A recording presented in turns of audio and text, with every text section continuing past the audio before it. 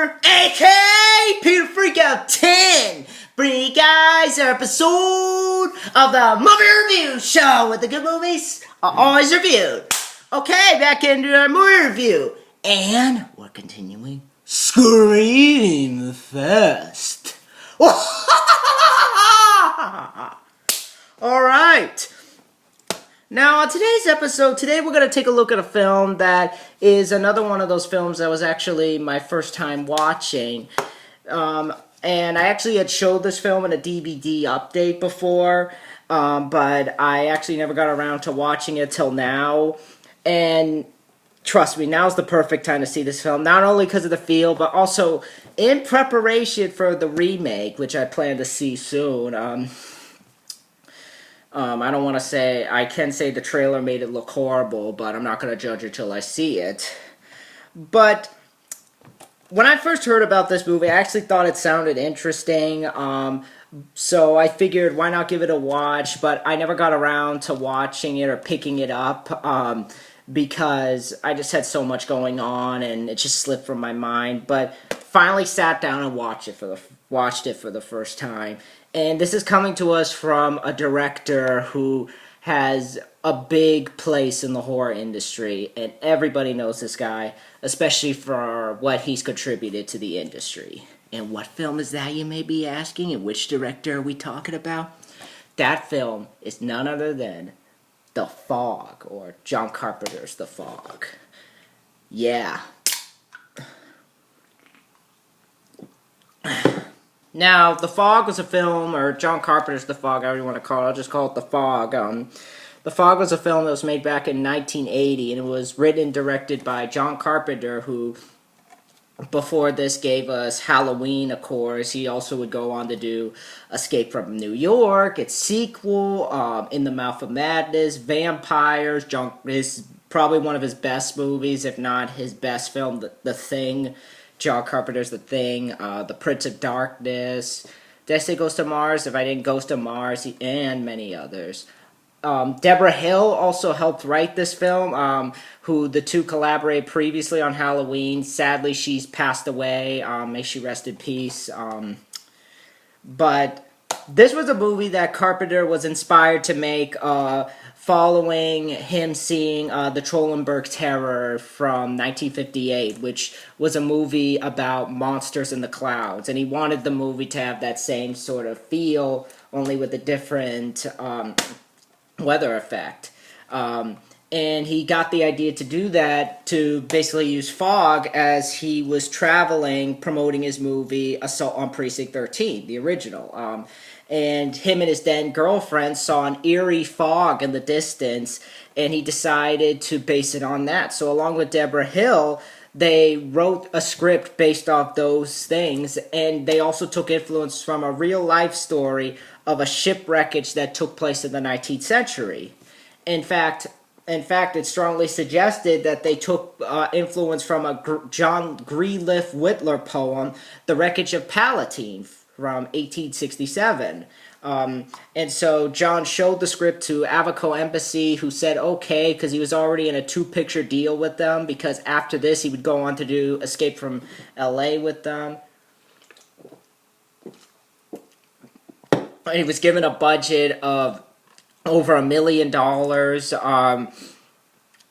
and pretty much got to work. For the casting, he got a lot of first-timers in this movie. He also got a couple that he's worked with in the past. And he also has a couple that he would work again with on other films. Maybe not in the directing chair, but a couple of the films that he's produced, one in particular who I'll talk about. On top of that, he also included references to the actors that he's worked with before, basically through the character names. So we got to work shooting the film. The movie was shot mostly in California, with other scenes being shot in a studio in that area.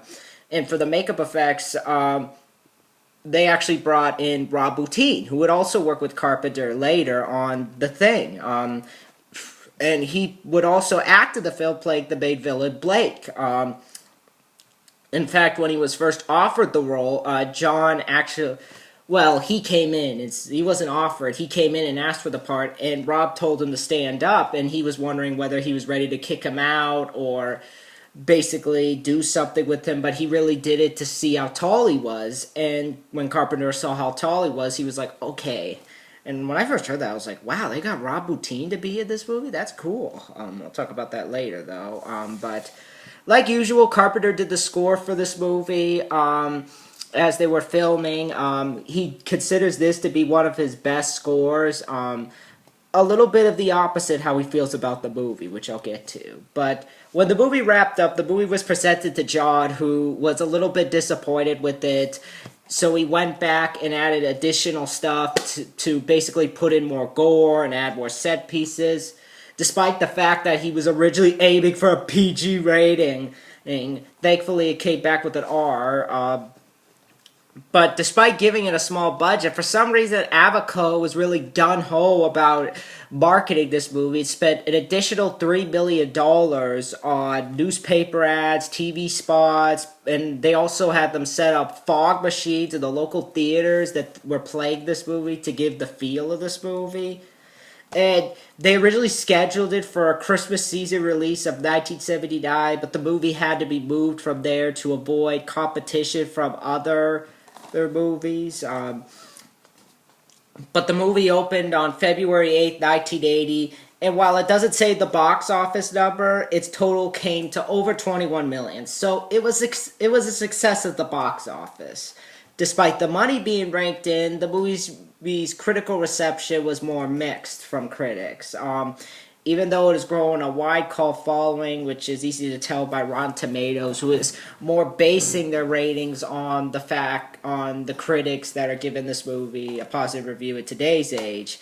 But at the time it came out, critics were not bashing the film, but felt it was a weak effort for Carpenter to step down, because you look at people like Roger Ebert, who awarded the movie 2 stars, praising the movie for its style and energy, but gave criticism to the main villain. Along with Gene Siskel, they both awarded the movie 2 thumbs down on their show. And Robert Rotten also gave the movie a negative review. That's another film critic. He called it a weak gore fest by one of the masters of horror.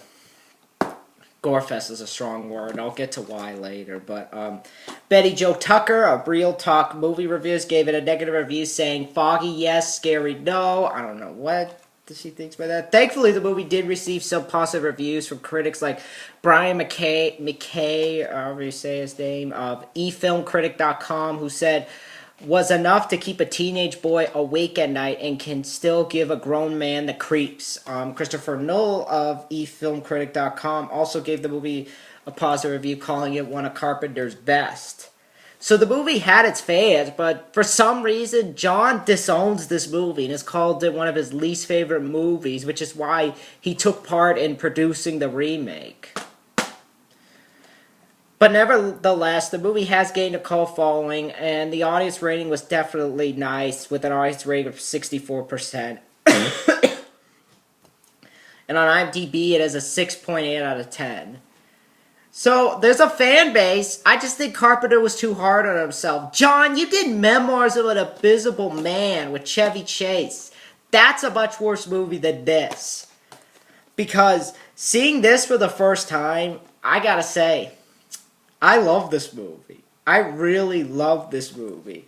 And I think it's one of the best ghost stories out there. I think it's one of the best Carpenter movies. I think it's also, quite honestly, one of my all-time favorite horror films.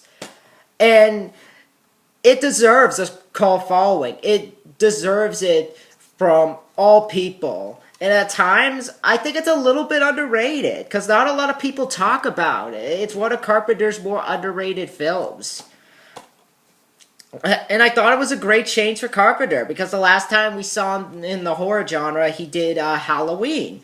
And it was nice to see him do a ghost story with a little bit of slasher elements.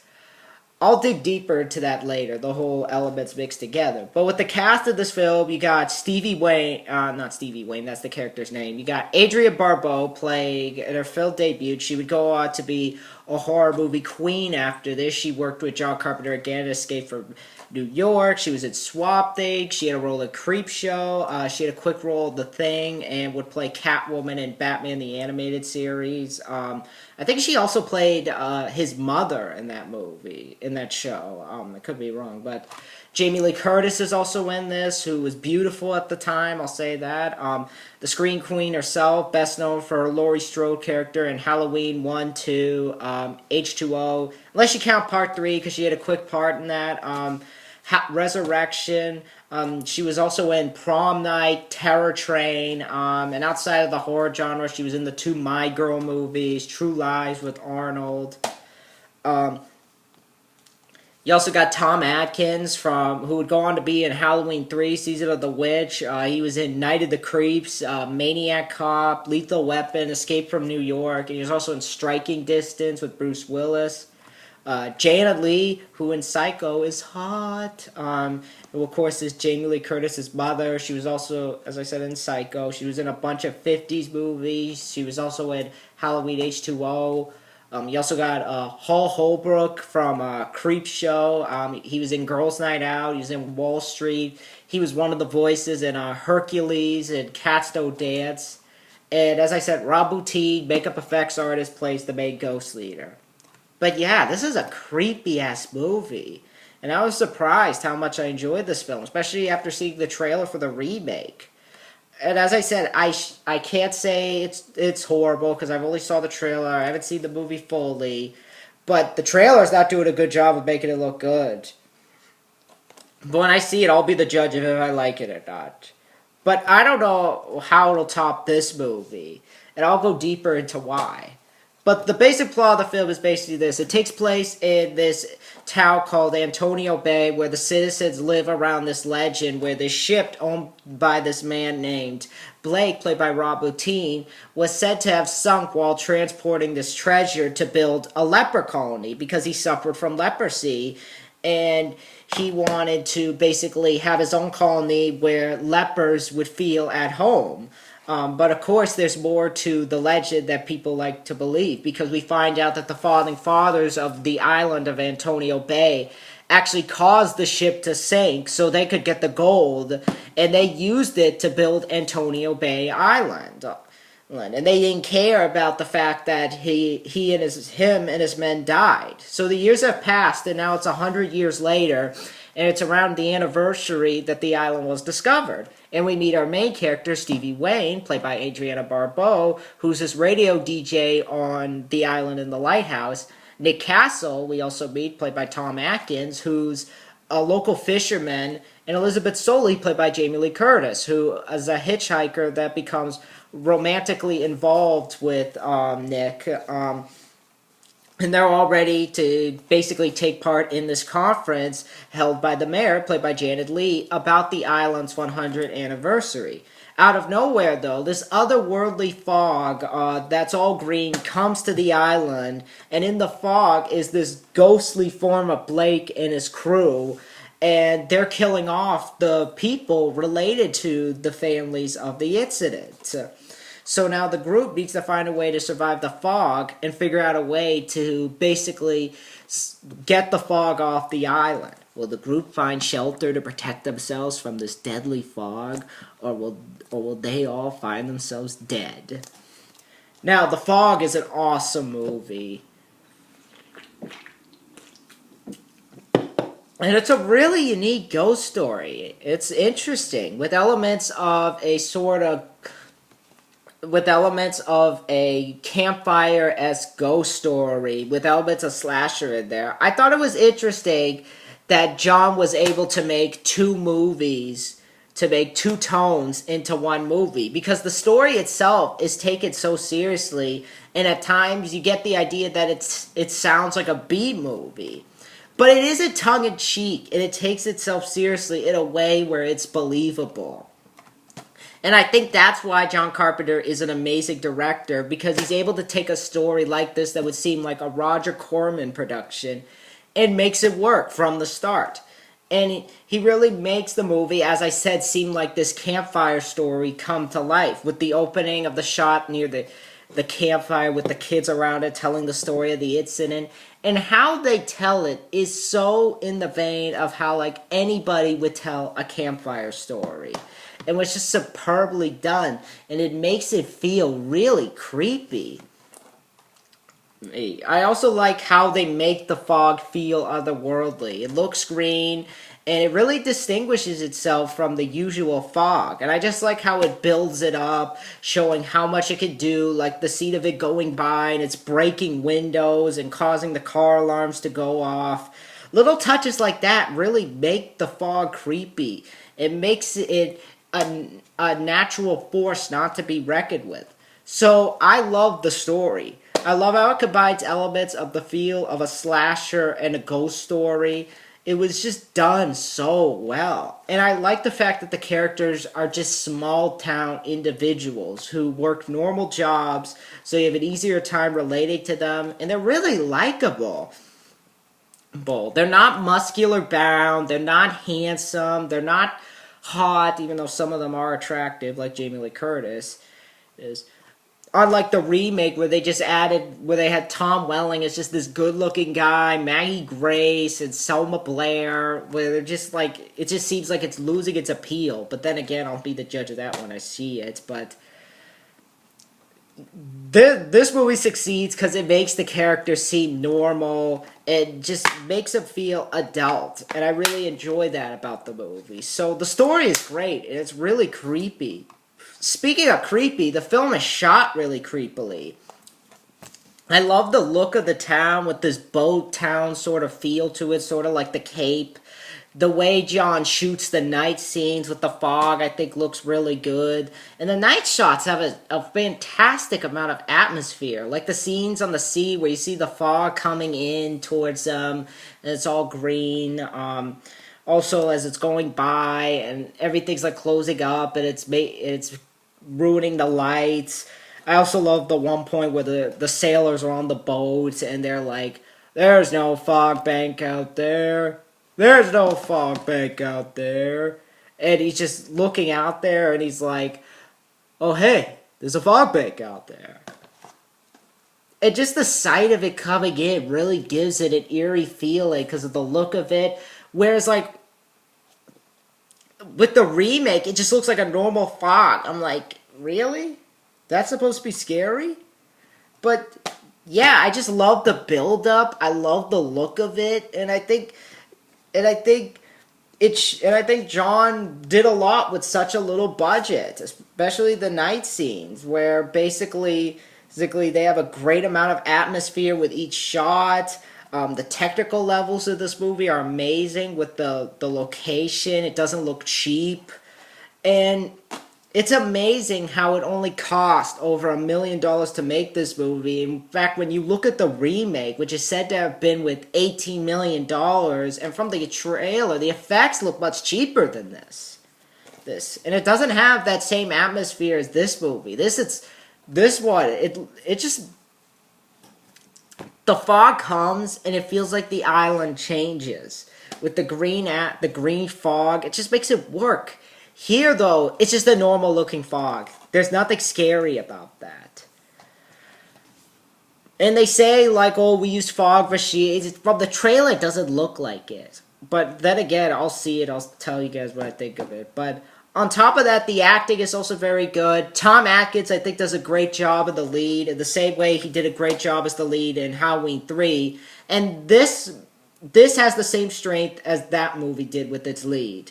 Because I like the fact that he's not a teenager, and he's not this buff sort of guy. He's a middle-aged guy and a blue-collar individual. And he's only known for the fact that he has a boat. And I thought he gave the character a very good personality, and he was likable. Especially towards the end when Stevie's on the radio screaming for somebody to go help her son who's trapped in the house by the fog, and they killed the babysitter, and he's just willing to go out of his way to save this kid. I thought that was a really heroic gesture, and you bought him doing this because of what was built up about him. Because of what they shown him doing at one point, like when he's concerned about his friend and he goes out on the boat to find him, and you see that the fog kill him. killed him, and it shows how really considerate he is. And he holds his own during the horror scenes or the action scenes. He just did a good job. So Tom Atkins was great as the lead. And I think John Carpenter understands what makes a good protagonist. Whether it's you look at this, Halloween, In the Mouth of Madness, or Escape from LA, they're all normal blue-collar people. And that's what makes those movies work, because you relate to the characters. So, yeah. Jamie Lee Curtis, who's still as beautiful as ever. Thankfully, sadly, we don't see her tits like we did in Trading Places. But she was also very good. She may not be the one in the action like she was with Halloween 1 and 2, but I think she was fine. You find out she's this hitchhiker who's been hitchhiking around town to town, and she talks about how this is her first time hitchhiking, and even though she's been with countless others before, and they've picked her up, and when Nick picks her up and basically, like, he asked her, like, is this your first time hitchhiking? She's like, yeah, no, yes, I've had many others pick me up before, and he looks at her like, what? And he says, like, it's my first time hitchhiking, though. I thought the two did well. I thought the two really did well, even though a couple minutes later, she's sleeping with him. I thought that was a little bit weird. I was like, where's this girl? I'd like a girl like that. Just pick her up on the side and she's sleeping with me. That'd be nice. But so I thought the two had some good chemistry for what they had to do. Granted, the movie doesn't go any further with their relationship from how it was when they met. It's sort of like a stage 1 relationship. But you still felt their chemistry because the two actors are great together and are able to give great chemistry on screen. So Jamie Lee Curtis I thought was great. Adriana Barbeau, another hottie in here, another gorgeous fox, I should say. I thought she did a great job as Stevie Wayne. She's the one playing more of the Laurie character from Halloween, even though here she's fighting. She doesn't do a lot of it. Towards the end, she's fighting, but I thought she did well. She holds her own. She thought she was likable. I like the scenes with her and her son. If you guys hear anything, that's my brother playing a game. But I like the voice she gave her, like the sort of radio voice. I thought that was a little cute at a couple scenes. She's not in it too much. She's only on the radio and times to the side. She does question the fog a bit. Like when her kid finds this plank of wood that has the sign on it, and she finds out what it's relating to. I like that whole aspect to it, but I thought she did a good job. I thought she did a good job with the character. She was likable, had some good, acted well for what she had to do. Just good performance. Janet Leigh, I also think, does a good job as the mayor. You find out she's one of the wives of the sailors. She did well for what she had to do. She's not on screen too much, only towards the end when she really becomes a bigger part of the movie. But she's fine. She's more to do in Psycho, but she's fine in this.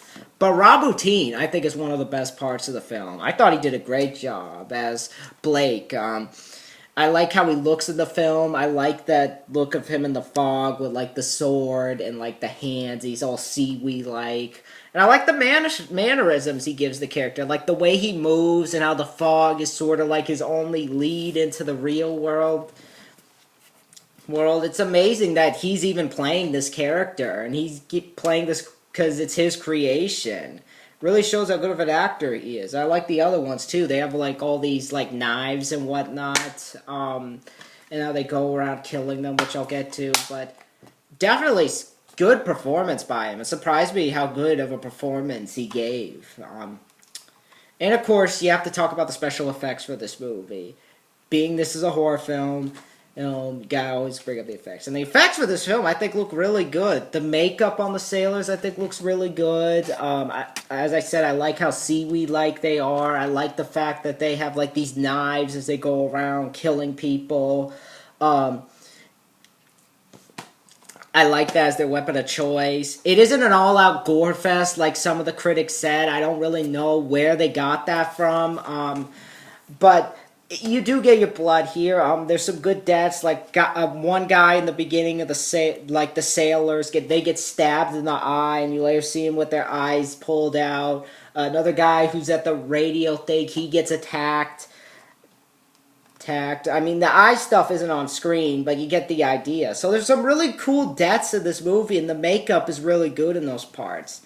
And as I said, I love the look of the fog. It doesn't look fake or artificial. Is it CGI like the remake from what I've seen? It looks real. Considering how much fog machines that they had for that scene, it's amazing like how much they were able to get. I mean, there's a couple scenes where it does look like models, but the models themselves look really good. It's like the models of it coming in from the sea. I think it looks really good. I definitely think it looks really good. And as I said, I just like how otherworldly it looks. I think the effects in it look really good. I think it gives the movie a great atmosphere. The kills work well. It's just a film that works all around. Definitely a movie that I cannot see being any better than this. It's just really smart, really knows what it wants to be, and it really knows where it wants to go. So, yeah, this is a great movie. And I'm going to say this right now, I did not find anything wrong with this movie. I think it's a movie that deserves a lot more praise than what it got, and it's all because John Carpenter knows how to take a script that would scream a B movie on paper and takes it seriously to the point where it works. All of which is topped by, once again, a great score that only John can create. The soundtrack, I think, is creepy to this movie. The opening score to this movie, like the final battle, a lot of them are really good in this film. John Carpenter really knows how to give great music. So, yeah, I really enjoy this film. For the first time seeing it, I really enjoy it. So, bottom line, The Fog is truly an underrated gem that I think deserves to be seen by many more people. It's a creepy styled horror film that you'll enjoy. Whether you like Halloween or you like Carpenter's work, you'll enjoy this film. And it'll make you not want to be in the fog when it comes out at night. So, really, I recommend you check out The Fog. This is the special edition DVD. If you guys want to see more about it, there's some good features there. So, get this edition. I know there's another one out that lacks the features. Get this edition. But, yeah, when it comes down to it, I give The Fog a 10 out of 10. And it deserves it. It therefore gets my seal of approval. Definitely a great horror film. Definitely a creepy one, and definitely one of John Carpenter's best. So definitely check out The Fog if you guys haven't seen it. But that's my review for The Fog, and next time, sadly, I gotta talk about this movie. Oh, God. I'm gonna rip this film to shreds when I get to it. Because it deserves it. Especially after 1, 2, and 3. Thankfully, after this, I can talk about the remake, which I love. But